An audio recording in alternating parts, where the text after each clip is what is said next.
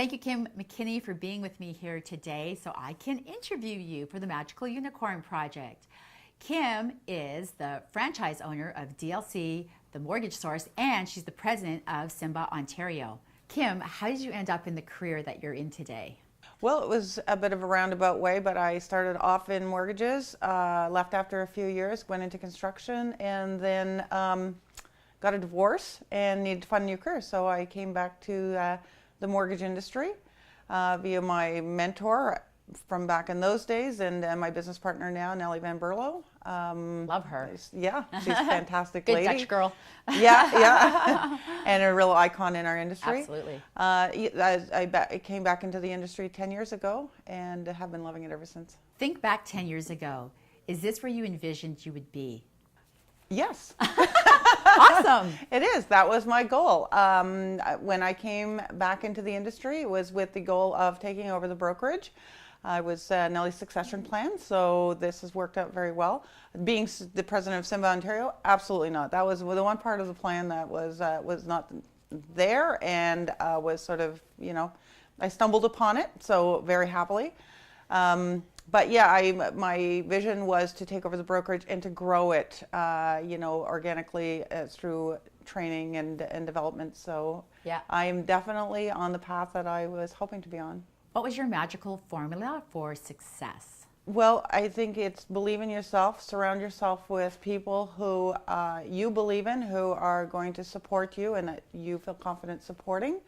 And have an open door and always be open to advice and criticism and be ready to learn from what other people have experienced and not just have experience, but will also share with you that, maybe you're not doing right. So, be humble, don't think that you know everything, and just be open to new ideas. What's something that people don't know about you that would surprise them?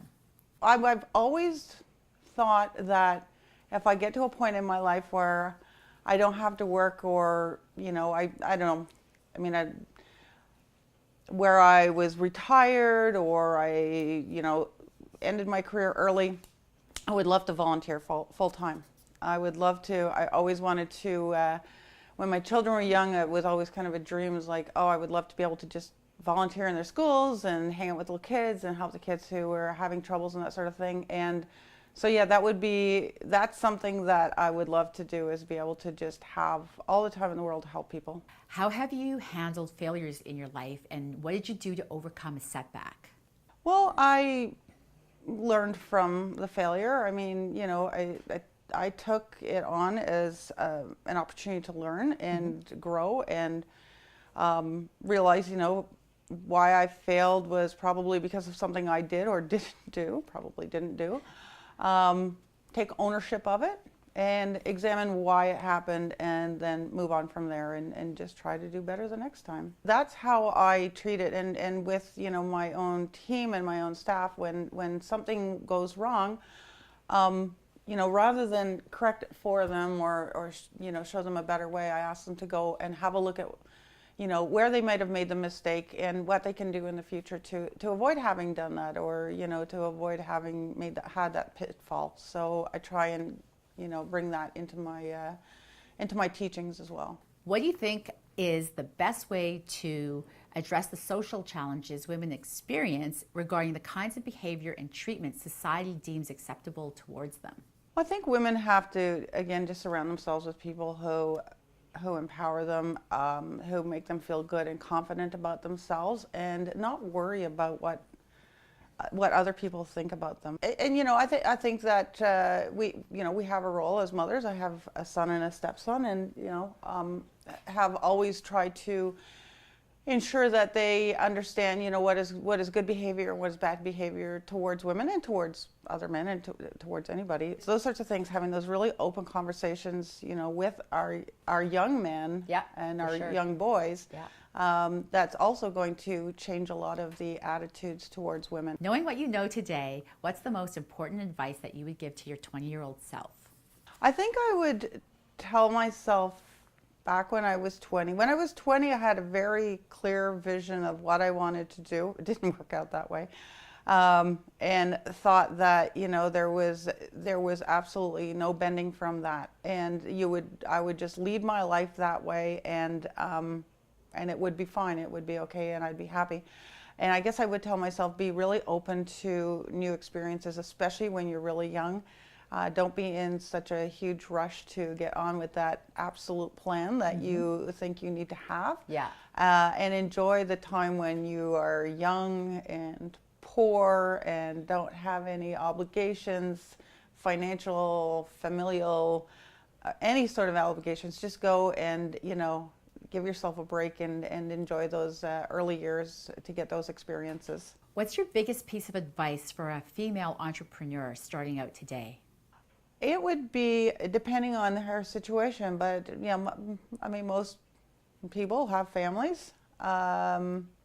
It would be get a really good work-life balance, but don't feel guilty about the fact that you are spending time on your business. If you think you're doing a really great job as a mother, you know, in your family, as a wife, you know, you have to take some time away for your business as well.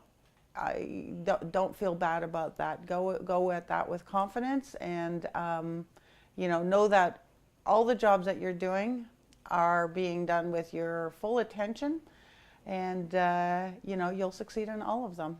And your kids will learn from what you're doing. If you're paying enough attention to them, but you're not giving out your whole life to them, they'll learn some really great life lessons in that too. So just be confident with this decision that you made. How do you balance being both a mother and a career woman?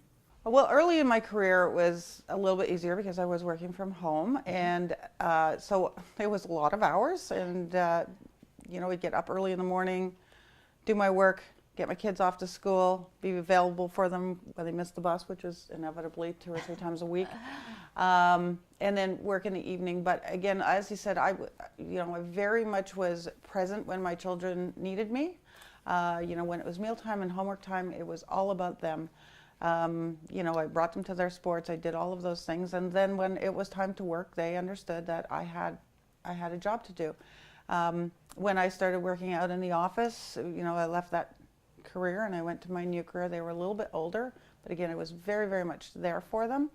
But they learned that, you know, my life has changed too now. And at the beginning, I remember my daughter saying to me, "Well, this is not going to work for me." And I said, "Well, too bad." Oh, that's so you know, cute. she was 14 years old, and I had spent, you know, the first 14 years working at home. She had a lot of me, and I said, "Well, this is just how our life is going to go now. I'm still your mom. I'm still going to be there for you, and but I'm really excited about what I'm doing. Yeah. So you're going to have to change and get used to it." And she did, and you know what? It was, she just thought that she had that power over me, and she didn't. And so.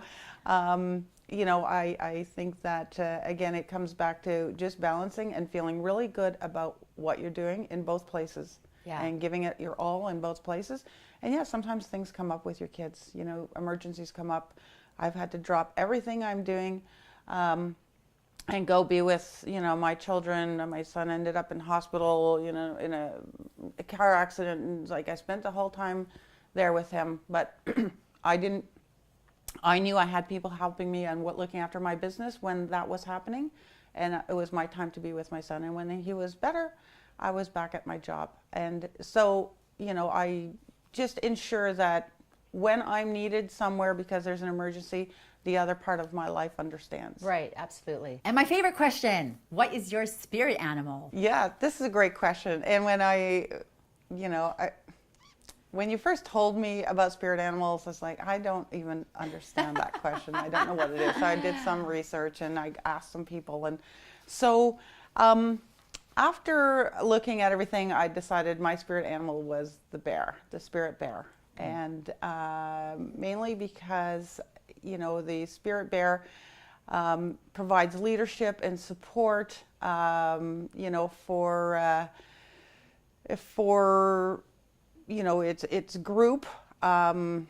It's you know, it's strong when there's adversity. There's a lot of toughness, but you know, so those two things, support and strength during adversity is a very important part of leadership.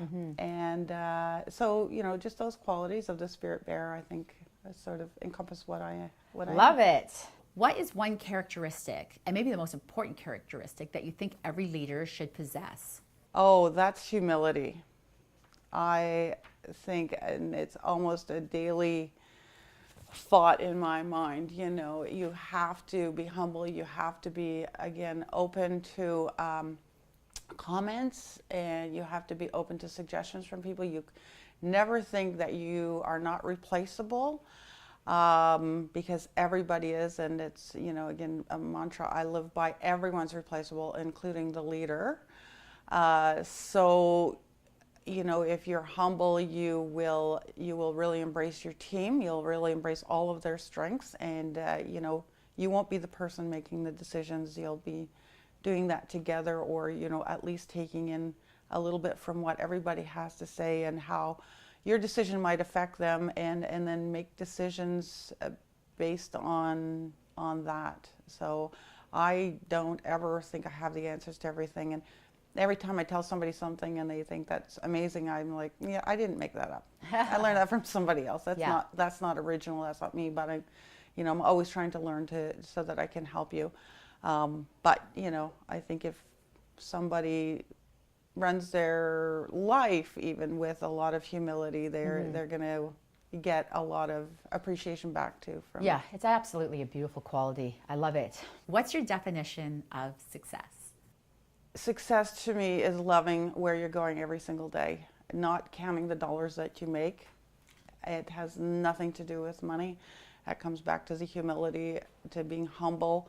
You know, you don't have to have a big house or a fancy car to be successful. You have to have people you love working with. You have to feel that you have accomplished something at the end of the day, and you're making a difference in people's lives. And when you get up in the morning, you're getting in your car and you're going somewhere with a smile on your face. You're not afraid to tell your kids that this is a business you should be in, whether they want to be or not. It's up to them. They can do their own thing. But, you know, I feel like I'm a success because I really love what I do, and I love the business that I'm in, and I think that, you know, it's... yeah, I just feel successful, and again, I'm not even done my career, but I feel like this is where I want to be. Thank you, Dominion Lending Centers, for your generous sponsorship in making these videos possible.